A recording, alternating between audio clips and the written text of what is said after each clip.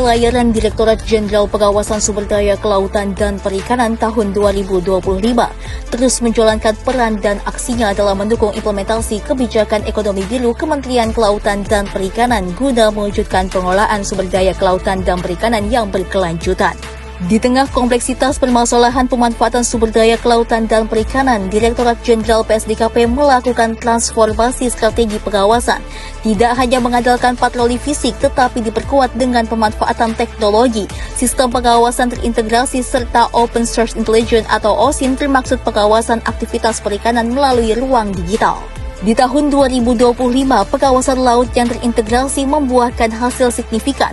Direktorat Jenderal PSDKP berhasil menindak 351 kapal illegal fishing, terdiri dari 329 kapal ikan berbendera Indonesia dan 22 kapal ikan berbendera asing, serta menertibkan 104 rumput ilegal dengan potensi kerugian negara yang berhasil diselamatkan mencapai 3,79 triliun rupiah.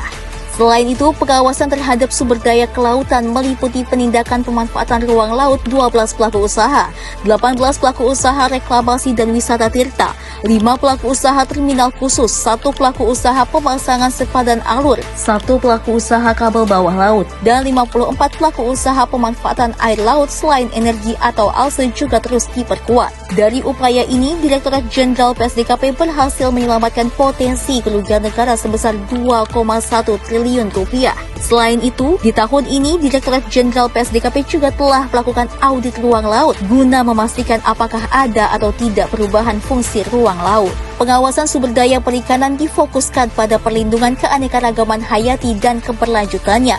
Direktorat Jenderal PSDKP menggagalkan penyelundupan 1,314 juta benih-benih lobster, mengamankan 5.400 telur penyu, menindak 551 ekor ikan arwana dalam perdagangan ilegal jenis ikan dilindungi, pengawasan 2.135 kg obat ikan, dan pengawasan pakan ikan, serta pengawasan berbasis OSIN di ruang digital dan platform e-commerce, yakni 1.250 ekor ikan membahayakan dan merugikan. Dari hasil pengawasan tersebut, valuasi kerugian negara yang berhasil diselamatkan mencapai 127 miliar rupiah. Secara keseluruhan dari rangkaian pengawasan tersebut terdapat 8.503 pelanggaran, yakni 8.464 dikenakan sanksi administratif dan 39 dikenakan proses hukum pidana. Sehingga total valuasi kerugian negara yang berhasil diselamatkan pada tahun 2025 mencapai 6,15 triliun rupiah.